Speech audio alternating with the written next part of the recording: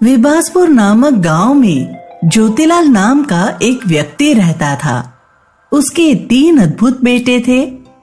तीनों ही ज्योतिलाल के अपने बेटे नहीं थे। ज्योतिलाल ने उन्हें गोद लिया था।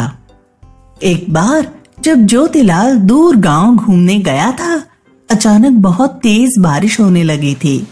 ज्योतिलाल एक दुकान के नीचे खड़ा था। तभी उसे बच्चे की रोने की आवाज आती है। वह देखता है, सामने बरसात में 3 बच्चे भीग रहे हैं। ऐसा लग रहा था उन्हें जन्म लिए कुछ ही समय हुआ है। ज्योतिलाल उन्हें उठाकर लाता है। उसके बाद वह उनके माता पिता को ढूंढता है। माता पिता ना मिलने पर वह खुद ही उन तीनों बच्चों को अपने पास रख लेता है और अपना बेटा बना लेता है। अब तक तीनों बेटे बड़े हो चुके थे।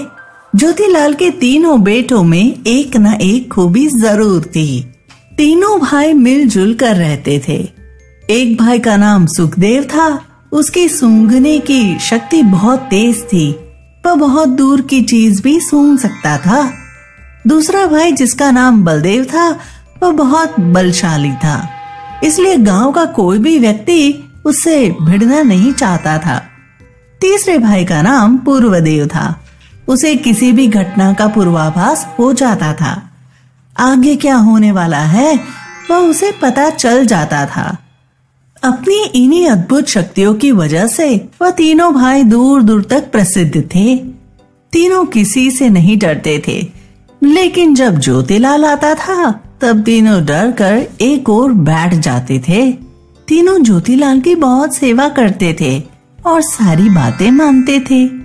एक दिन ज्योतिलाल काम से वापस आया और खटिया पर लेट गया। पिताजी, मैं आपकी पैर दबा देता हूँ, आप आराम करो। बेटा तू रहने दे। तू पैर दबाने चलेगा तो मेरी पैर बचेगी या नहीं कौन जानता है। यह सुन तीनों भाई हंसने लगे। हाँ बलदेव भाई, अब रहने दो, मैं और पूर्वदेव यह काम कर लेंगे हैं। तीनों भाई अपने पिता के एक बुलाने पर हाजिर हो जाते थे। ज्योतिलाल भी उन्हें अपने बेटों से भी बढ़कर मानता था। अपने इन्हीं तीनों बेटों के लिए ज्योतिलाल ने शादी नहीं की।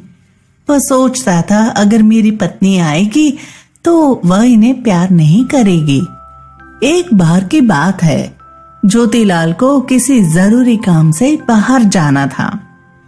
ज्योतिलाल अपने तीनों बेटों को बुलाता है और कहता है, मुझे कुछ दिनों के लिए बाहर जाना है। तुम तीनों मिलजुल कर रहना और गांव में किसी को परेशान मत करना। अब जी पिताजी। ज्योतिलाल घर से निकल जाता है। कुछ घंटों बाद पूर्वदेव बहुत परेशान हो जाता है। अब भाइयों, मुझे लगता है कुछ बुरा होने वाला है। क्या बुरा होने वाला है भाई? मुझे ऐसा आभास हो रहा है कि पिताजी पर कुछ परेशानी आने वाली है। सभी भाई सतर्क हो जाते हैं। सभी पूर्वदेव को और सोचने को कहते हैं जिससे और बातें पता लगाई जा सके। काफी देर ध्यान करने के बाद पूर्वदेव ने कहा, अब पिताजी का अपहरण हो गया है। कुछ गुंडों ने उन्हें अगवा कर लिया है और वो उन्हें बांध कर रखे हुए हैं। तीनों भाई तुरंत ज्योतिलाल की खोज में निकल जाते हैं और साथ ही साथ पूर्वदेव अपनी शक्तियों से यह पता लगाने में लगा था कि गुंडों ने ज्योतिलाल को पकड़कर कहाँ रखा है। पूर्वदेव अपनी शक्तियों से आभास कर सभी भाइयों को रास्ता दिखाता जा रहा था। काफी समय तक चलते रहने के बाद उन्हें एक गुफा दिखाई देता है। गुफा के बाहर कुछ डाकू खड़े थे। उन्हें देखकर तीनों भाई छुप जाते हैं। सुखदेव ने पूर्वदेव से कहा, अब पूर्वदेव है, पता करो क्या पिताजी को इन्हीं लोगों ने अपहरण कर रखा है। जैसे ही पूर्वदेव ने ध्यान लगाया, उसने पिताजी को देखा। पूर्वदेव ज्योतिलाल की छवि देखते ही खुशी से चिल्ला उठा, पिताजी, हाँ, इन लोगों ने यही पिताजी को छुपा कर रखा है। पूर्वदेव के चिल्लाने की वजह से डाकुओं को उनके वहां होने का पता लग जाता है और वे दौड़कर वहां आते हैं और तीनों भाइयों को पकड़कर अपनी गुफा में ले जाकर ज्योतिलाल के साथ बांध देते हैं। ज्योतिलाल को देख तीनों भाई बहुत खुश होते हैं। मुझे यकीन था मेरे तीनों बेटे मुझे जरूर ढूंढ लेंगे। पिताजी, आप कैसे हैं? और ये लोग आपको क्या यहाँ बांध कर रखे हुए हैं? क्या बताऊं बेटा, मैं तो सिर्फ इधर से गुजर रहा था, तभी इन लोगों ने मुझे पकड़ लिया और मेरे पास जितने पैसे थे वो भी ले लिया। अब यह मुझे मारने वाले हैं। फिक्र मत कीजिए पिताजी, हम आ गए हैं ना। मैं देखता हूँ मेरे रहते आखिर आपको कोई हाथ तक कैसे लगाता है। डाकू ने तीनों भाइयों को भी ज्योतिलाल के साथ बांध दिया। कुछ देर बाद वे डाकू बाहर जाकर कुछ खाने का सोचते हैं। हम कहीं जा नहीं रहे।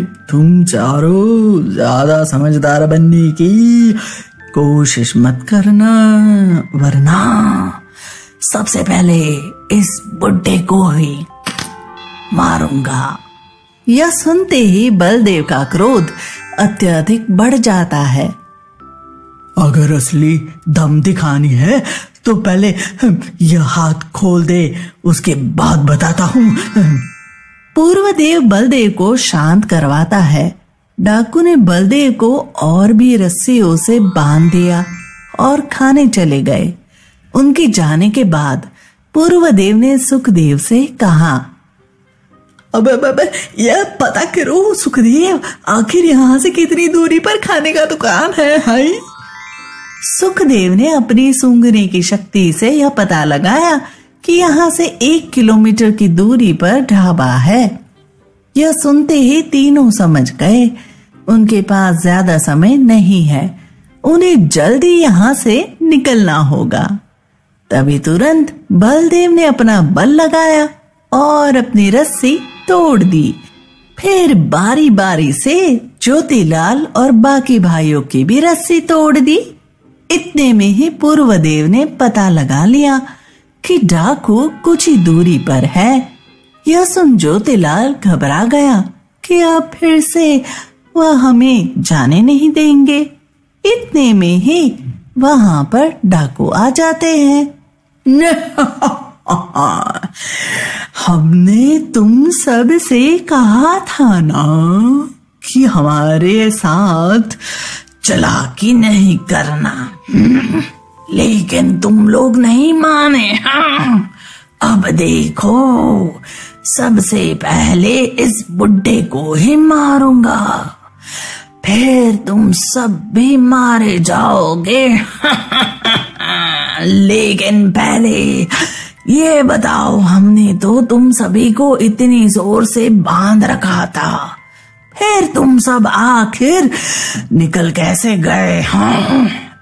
इतना कहते ही बलदेव बीच में बोल पड़ा, वो कोई बात नहीं, उस वक्त नहीं पता चला तो क्या हो गया, अब तो पता चल जाएगा ना। बलदेव ने पूरी ताकत लगाकर डाकुओं को मारना शुरू कर दिया और उनकी हालत खराब कर दी। फिर पूर्वदेव के द्वारा बताए जाने वाले रास्ते पर निकल पड़े और वापस अपने घर पहुंच गए। घर पहुंचने पर ज्योतिलाल ने अपने तीनों बेटों को गले लगाते हुए कहा, आखिर कौन कह सकता है तुम तीनों मेरे बेटे नहीं हो? तुम तीनों तो अपने से भी बढ़कर हो।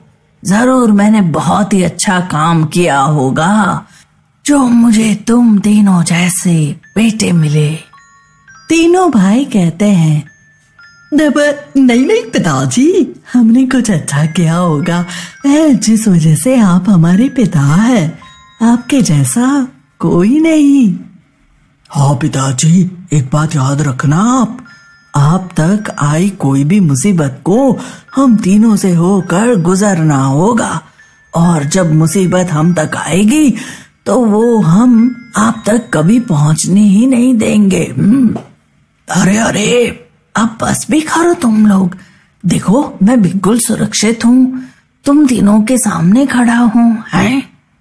हाँ भाइयों, छोड़ो इन सब बातों को। हैं? चलो आज कुछ अच्छा बनाकर खाते हैं। अब सभी वापस पहले की तरह खुशी खुशी रहने लगते हैं।